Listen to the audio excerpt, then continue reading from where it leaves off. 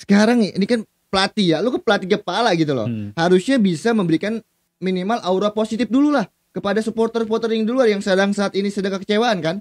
Ya harusnya sebagai pelatih dia memberikan optimis dulu bagaimana cara kita bisa menang. Gua sih kalau emang mental para pemain udah naik lagi, gue yakin 4-0 bisa. Yakin 4-0 Jauh bisa, banget. Maksudnya ya karena gue lihat dari amunisi pemain kita tuh lebih oke dan oke, mau ngasih hadiah sama Raden nanti aja. Ya, gua ada 2 orang pemenang.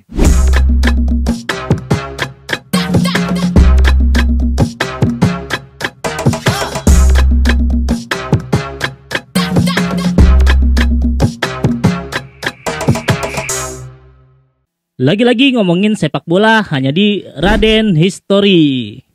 Gimana Bang Raden kabarnya? Sehat dong. Udah tapi nggak sehat juga kemarin. Apanya yang nggak sehat?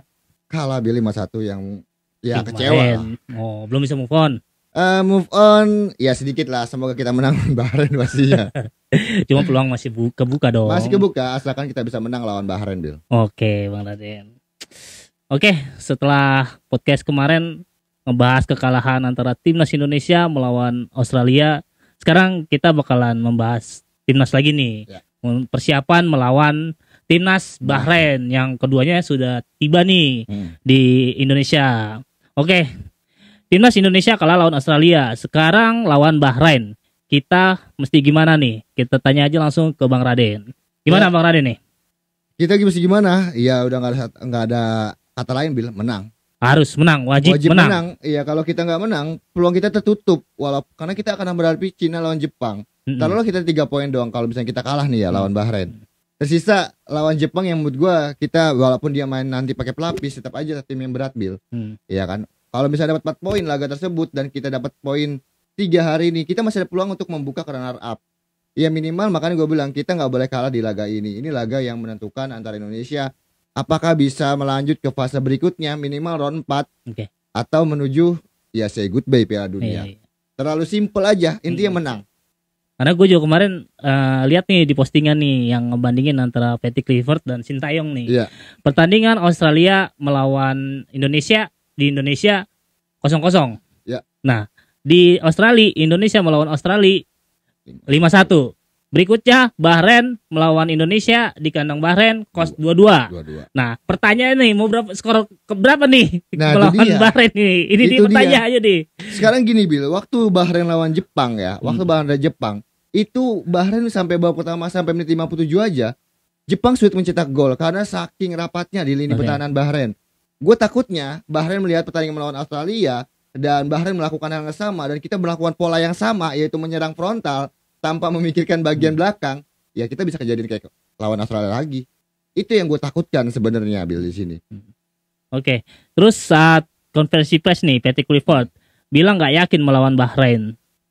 Aneh nggak sih nih? Ya. Pelatih nggak optimis. Gue bingung makanya. Sekarang ini kan pelatih ya, lu ke pelatih kepala gitu loh. Harusnya bisa memberikan minimal aura positif dulu lah kepada supporter-supporter yang di luar yang saat ini sedang kekecewaan kan. Ya harusnya sebagai pelatih dia memberikan optimis dulu bagaimana cara kita bisa menang. Dia udah berkata kita akan sulit menang lawan Bahrain. Lah, terus mau sulit menang, lu mau kalah gitu di kandang sendiri. Kan jadi logikanya di mana, Bil? Masa sebagai seorang pelatih tidak memberikan optimis tinggi dulu terhadap supporter dengan pemain-pemain di lapangan nanti. Karena emang tugasnya Patrick Kluivert kan setelah kekalahan kemarin 5-1 yang mental pemain kita benar-benar drop, ya tugasnya Patrick Kluivert sebagai pelatih ya bagaimana membangkitkan motivasi kembali gitu, Bil. Bukan malah kayak berkata kayak udah kalah sebelum berperang. Bener kan? Yang membuat gue ini pertanyaan yang membuat gue jawaban yang aneh dari Patrick Kluivert. Nah, ya semoga pemain nggak terpengaruh ya, nggak pengaruh ya. Oke. Terus kalau ngomongin prediksi nih, menurut Bang Raden, siapa yang akan bermain nanti dan kira-kira formasi seperti apa? Apakah formasi seperti kemarin yang berlebihan gitu atau harus diganti? Karena kan kita dengar-dengar nih katanya bakal diserahin ke siapa asisten pelatih? Pastor. Ya, gue sih berharap banget udahlah kalau gue pribadi ya, Bil. Gue bukan gak suka Kluivert, gue suka dia salah satu pemain sepak bola yang terluar biasa dalam segi karirnya. Tapi laga Bahrain gue berharap banget Pastor yang menjadi di pinggir lapangan ya yang mengurusi taktikal. Karena sebenarnya beda filosofi bila antara Kluivert dengan Alex Pastor. Alex Pastor sendiri pernah ngomong Indonesia belum bisa mampu menerapkan pemain total football karena belum semuanya grade A. Bill. Jadi gue harap ini prediksi starting line up gue ya. Dengan formasi di 3-4-3 di lini pertahanan, mungkin gue rasa ini akan menjadi debutnya Emil Audrio menggantikan Martin Paes. Bukan Martin Paes buruk, Bill. Ya. Tapi mungkin menurut gue ini pergantian yang takutnya mental masih down Paes, jadi dibutuhkan Emil yang saat ini bermain. Ya butuh penyegaran mungkin. Cukup penyegaran. Dan tentu ini gue menjadi di 3 belakang adalah Rizky Ridho, Jai serta Justin Hapner yang bisa bermain. Karena dalam skuad pertahanan kita di kualifikasi Piala Dunia ini, duet Justin, Jai sama si Ridho cuman minim kemasukan, Bill. Jadi gue rasa nih layak banget menjadi 3 back di belakang. Dan di depan gue tetap di tengah maksudnya tetap memasukkan nama Kevin Dix di sektor sebelah kanan, walaupun gagal penalti. Ya penalti gak ada yang mudah. Disusul di tengah tetap Tom Haye. Tapi duetnya sekarang jangan sama Nathan, Bill. Dia duetnya dengan mungkin Pelupesi, butuh penyegaran juga nih. Ya. Dan di sisi lain Kevin Vedong nggak bisa mungkin digantikan. Dan 3 depan gue juga ada perbedaan lagi. Gue melihat Eliano yang sangat baik di babak kedua di waktu lawan Australia. Eliano gue taruh posisi sebelah kanan, di tengahnya Oleh Romani, dan di sektor sebelah kiri Ragnar Orakmangun yang sudah bisa kembali main. Jadi 3-4-3 dan gue berharap banget bukan Patrick Kluivert tapi Pastor yang akan memimpin ini. Gue mau lihat perbedaannya sebenarnya, Bill, antara Patrick Kluivert dengan Pastor. Walaupun ini asisten coach dengan pelatih kepala lebih tinggi kepala ya kan. Ya apapun masih bisa terjadi. Ini hanya prediksi gue saja terkait starting line up yang mungkin akan dimasukkan. Mungkin kalau kalian suka atau kalian terima atau nggak terima silakan aja komentar di kolom komentar. Oke. Sekarang kita ngomongin masalah laga kemarin nih. Kan kita lihat nih laga kemarin timnas banyak banget melakukan kesalahan kan. Ya. Apakah dengan formasi yang kira-kira tadi Bang Raden sebutin, apakah bisa nih memperbaiki kesalahan kecil yang kemarin ini? Gue rasa dengan 3-4-3 dengan negatif menjadi 3-5-2 untuk bertahannya. Sebenarnya kalau Alex Pastor sudah biasa dengan taktikal ini, Bill. Sebenarnya sama saja dengan Sintayong. Cuman berbedaannya kali ini kan pelatihnya berbeda. Yeah. Dan pemain-pemain juga pemainnya berbeda. Jadi gue rasa kita ada kesempatan dengan nggak usah malu, nggak usah namanya ngikutin pelatih lama. Enggak. Justru menurut gue PSSI ia manggil Sintayong untuk memberikan arahan sedikit karena dia lebih paham dibandingkan Patrick Kluivert dibandingkan Alex Pastor ini ya. Dengan komposisi pemain yang udah dibentuk lama dan hampir sama dengan tambahan pemain baru saja, gua rasa ya kita nggak jadi masalah bermain 3-4-3 dengan pelatih berbeda. Gua rasa kita masih punya peluang dan asalkan lini pertahanan kita juga semakin rapat. Kalau gua ngeri banget sih, Bill, lawan Bahrain counter attack juga cepat. Gua ngerinya ketika kita melakukan hal yang sama seperti Australia, bermain dengan total football dan menyampingkan kayak lini pertahanan. Justru ya itu yang menjadi faktor kerugian kita terus. Jadi gue harap ya nggak jadi masalah mau main parkir bus ke, mau main counter attack ke. Yang penting bagaimana cara kita menang. Karena ini udah laga penentuan, nggak ada nama kata lagi laga-laga yang susah untuk kita menangkan gitu kan. Ini bermain di kandang kita sendiri kok. Jadi ya mau nggak mau wajib menang. Karena ditambah pemain-pemain Bahrain ini postur tubuhnya tinggi-tinggi ya. Ya tinggi-tinggi. Dan mereka juga punya kecepatan nih rata-rata pemainnya. Oke. Lantas prediksi skor Indonesia lawan Bahrain nih berapa kira-kira nih dan kalau gua dengan sebutkan alasannya Bang Raden. Kalau dengan formasi ini ya, gua rasa kita bisa clean sheet dengan formasi ini dengan skor mungkin 2-0. Asalkan kita bermain jangan terlalu buru-buru kayak kemarin bermain dengan terlalu banyak long ball yang membuat bolanya mudah direbut dan cobalah bermain dengan main kaki ke kaki di lapangan tengah. Kalau kemarin kan bermainnya cuma di lini pertahanan saja, tidak mampu build up ke tengah. Dan kali ini gue rasa kita harus lebih menguasai bola dengan ball position di lini pertahanan dulu dan ke tengah, tinggal mencari pemain penyerang kita sudah membuka ruang. Dan ada tusukan-tusukan umpan trupas dari Tom Haye gue rasa di situ. Dan yang sangat penting adalah Pelupesi sebagai gelandang pengangkut air benar-benar, Bill. Jadi ini benar-benar tugasnya Pelupesi kalau menurut gue kalau dia dimainkan ya. Jangan memaksakan untuk Tom Haye juga terlalu maju mundur. Yang itu membuat gue rasa ya mungkin Tom Haye kalau menurut gue kemarin kewalahan sama si Nathan. Bener. Jadi dia yang kewalahan ini. Iya dia jadi kewalahan sendiri. Maksud gue makanya gue bilang gue harap banget untuk Pelupesi bisa bermain mengontrol di lini tengah untuk memotong serangan alur dari Bahrain. Jadi membuat kita ya bisa menyamankan clean sheet ini dan tentunya kita bisa mencari peluang gol. Oleh Romani gue rasa sosok yang sangat baik sebagai stiker ya. Tapi masalahnya dia saat ini sudah latihan berbeda nih Bill. Dia lagi di gym di pinggir lapangan latihannya, tidak di latihan inti. Karena sedikit mengalami masalah. Gue takutnya nggak bisa main. Ya gue berharap aja nggak ada masalah dia bisa bermain. Karena menurut gue sosok striker, kalau dibilangin striker kita semua di timnas Indonesia, dia levelnya satu beda. Beda satu lah. Setuju.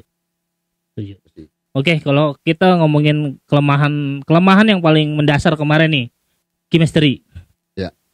Apakah kira-kira udah mulai tumbuh kepercayaan? Karena menurut gua gitu ya, kekalahan kemarin ini menjadi pembelajaran yang sangat-sangat berharga bagi para pemain, dan mereka juga gue yakin bakalan paham gitu kan, paham kesalahan mereka di mana, dan gue yakin lebih diperbaiki lagi nih, dengan apalagi jarak waktunya lumayan untuk mereka interaksi, untuk mereka latihan bersama lagi. Kira-kira bakalan lebih chemistry-nya lebih terbangun. Ya gue rasa akan lebih terbangun ya dengan ya memang udah ada waktu yang cukup panjang ya. Jadi totalnya waktunya kan 10 hari nih. Dengan waktu 10 hari gue rasa lebih terbangun chemistry-nya. Wah, tinggal bagaimana penerapan di lapangan saja, bagaimana penerapan taktikalnya. Apakah kita akan tetap memainkan pola total football yang Patrick Kluivert, atau kita lebih menunggu juga sabar, atau mungkin kita bisa memaksimalkan peluang-peluang dari bola mati. Karena penting banget Bill.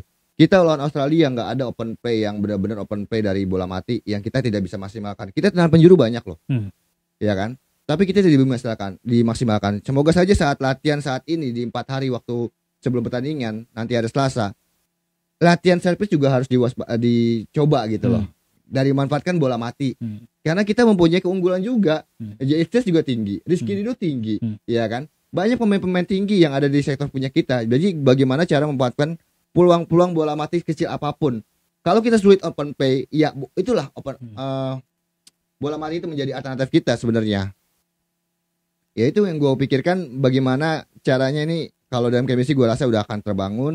Apalagi kalau ngeliat pertandingan kemarin, bahkan Emil Audrey pun memberikan instruksi di pinggir lapangan kepada pemain-pemain, maksudnya bangkitkan semangatnya walaupun ketinggalan. Ya semoga saja dengan kekalahan kemarin pemain sudah pada move on. Sedih wajar, kecewa wajar. Kita punya peluang yang sama sebenarnya dengan Australia, bahkan kita lebih tinggi dengan Australia market value-nya. Ya gua rasa besok kita udah wajib menang, gak ada kata lain.